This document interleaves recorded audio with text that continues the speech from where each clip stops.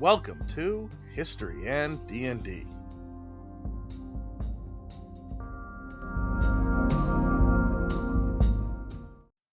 In the last episode, we took a series of events from the real world and showed how to adapt them into a D&D campaign.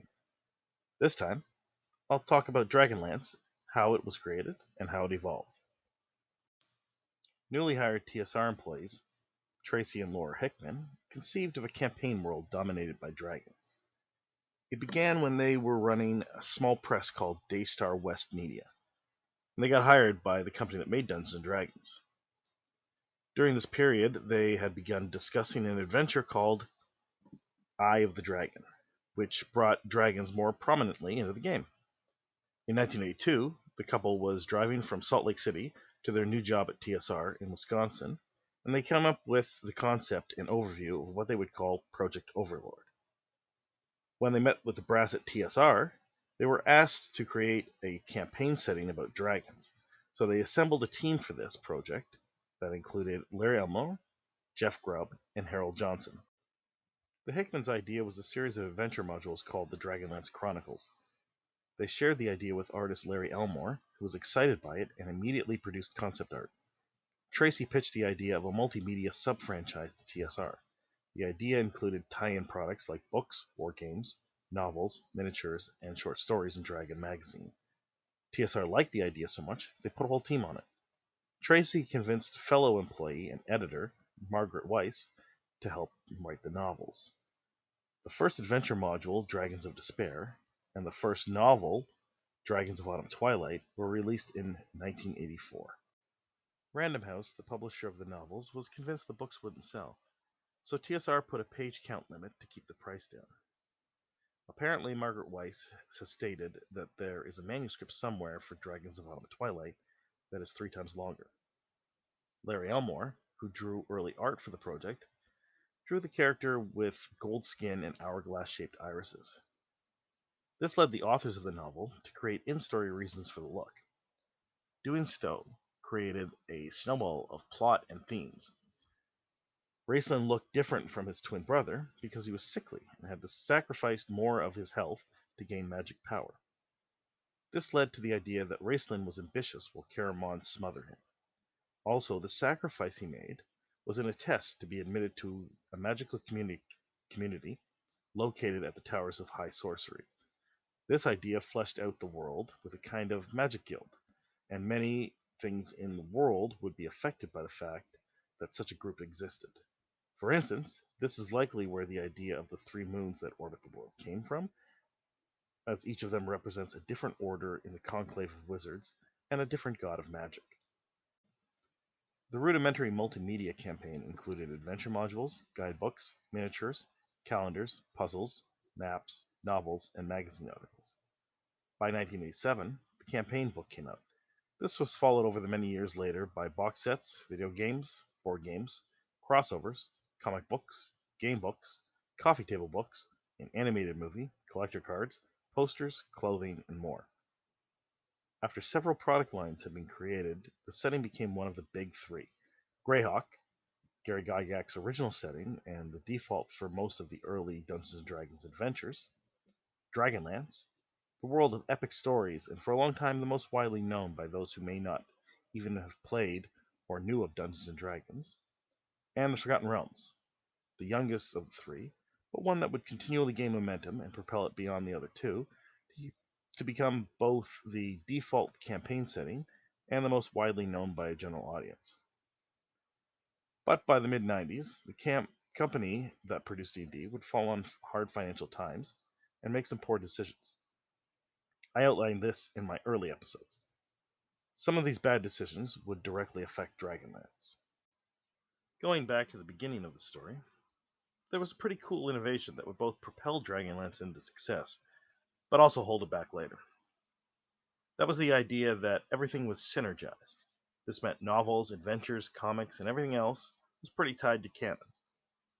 The most important aspect of this were the modules. The adventure began with DL1, Dragons of Despair, in 1984, and continued through to DL14, Dragons of Triumph, in 1986. The three novels of the first trilogy that made up the Chronicles followed the plot of the modules. The modules were created first and played by the team at TSR, at which point Weis and Hickman used the playtesting to write the novels. This meant that the story was fleshed out by a collaborative team and improved by the writers of the novels. It also meant that the story was pretty sunk into the foundation of the campaign setting. This had a positive effect early on, because the novels created intimate familiarity with the setting, but later, I think it bogged it down in details. I loved Dragonlance, and always wanted to play in that setting, but it always felt like I'd either have to run the game and have the players be the companions in those DL 1 to 14 adventures, hoping they didn't know the story already. There were two other possibilities: run a game with other characters in a separate adventure during the War of the Lance, run with other characters before or after the war. Running the first 14 adventures and retreading the Chronicles trilogy never really appealed to me, because I'd already read the books, and they were perfect for the setting in my opinion. Running with other characters concurrent to the heroes of the Lance didn't appeal to me because they'd either be outshone by the companions or outshine them. The latter would change the outcome of the war and canon itself, while the former would make the players feel like also-rans. And running a game set before or after the war had its own sets of problems with canon.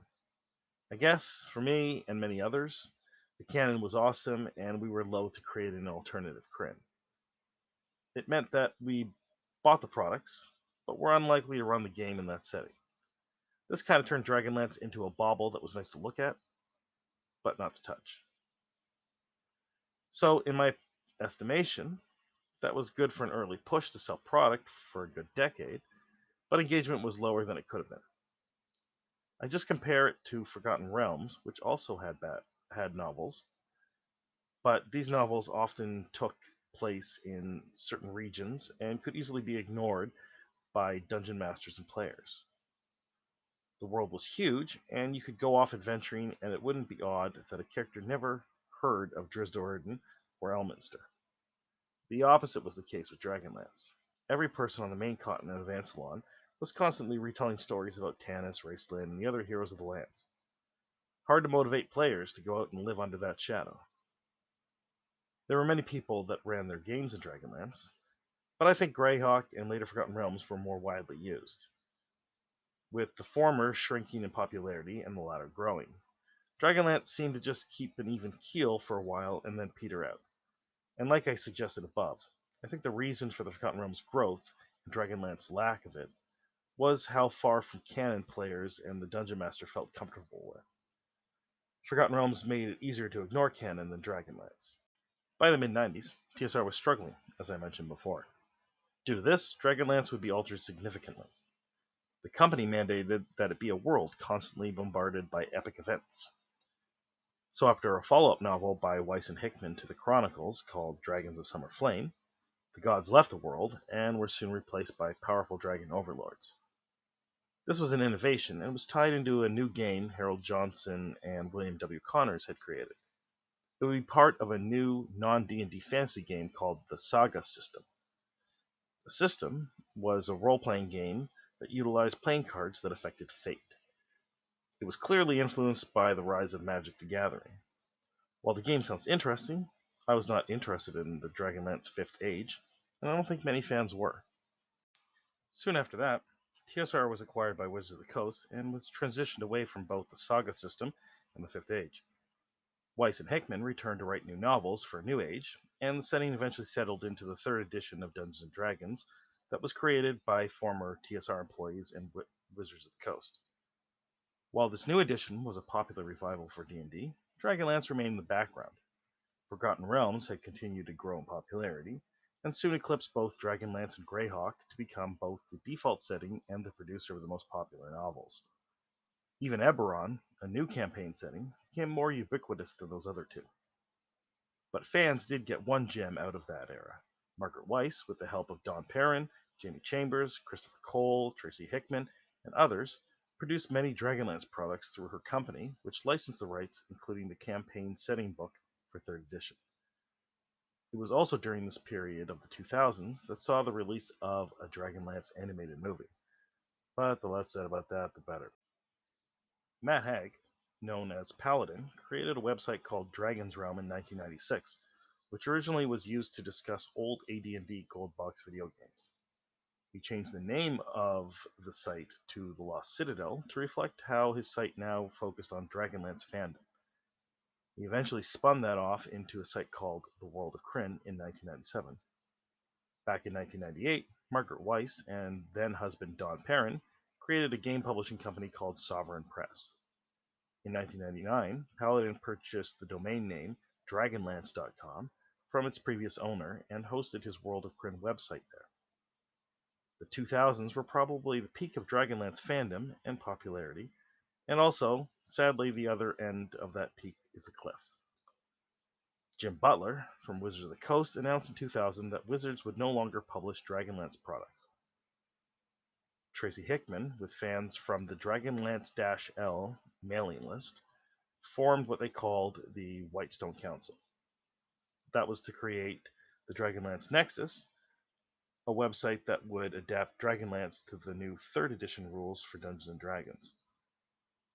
This website would quickly become the official Dragonlance website where news, interviews, articles, and a podcast would originate from.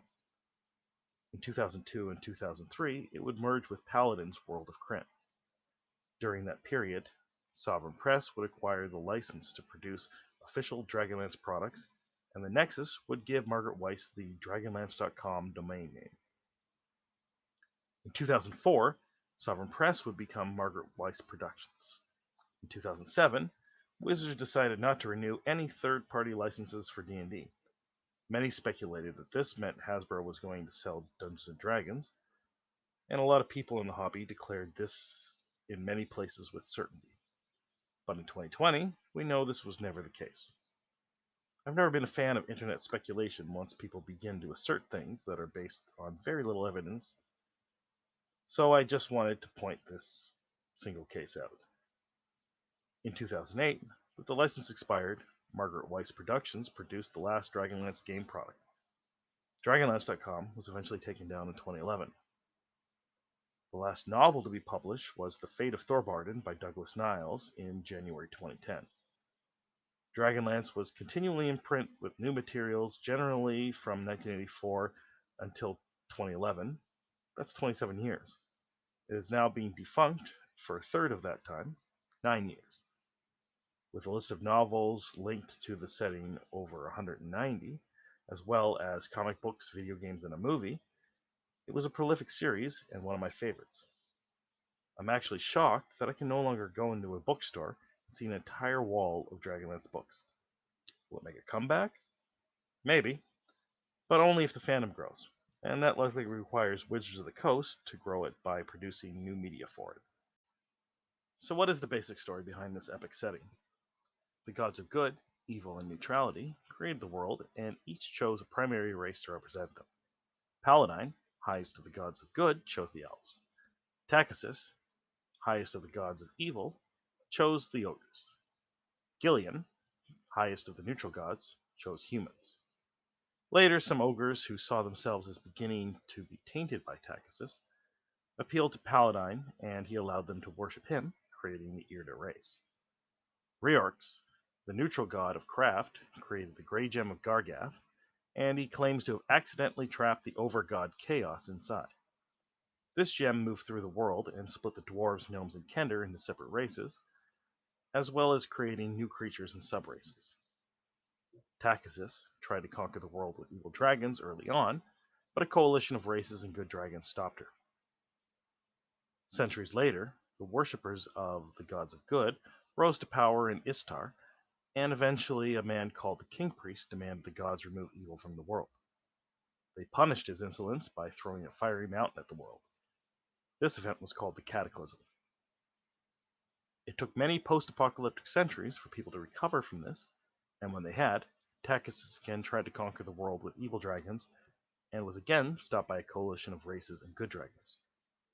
The overgod Chaos was then released from the Grey Gem of Gargath by the Irda, and Takesis and Paladin, as well as the other gods, races, and dragons, joined to stop him from destroying the world. After this, the gods agreed to leave the world, but Takesis tricked them and hid the world away as she attempted to become a monotheistic god over the world. This plot was thwarted when a secret god named Mina, who was left on the world, stopped Pegasus, and the other gods returned to punish her. She died, and Paladine became a mortal elf. In the next episode, I will continue with Dragonlance. I'll take a look at the story, themes, and characters within the setting.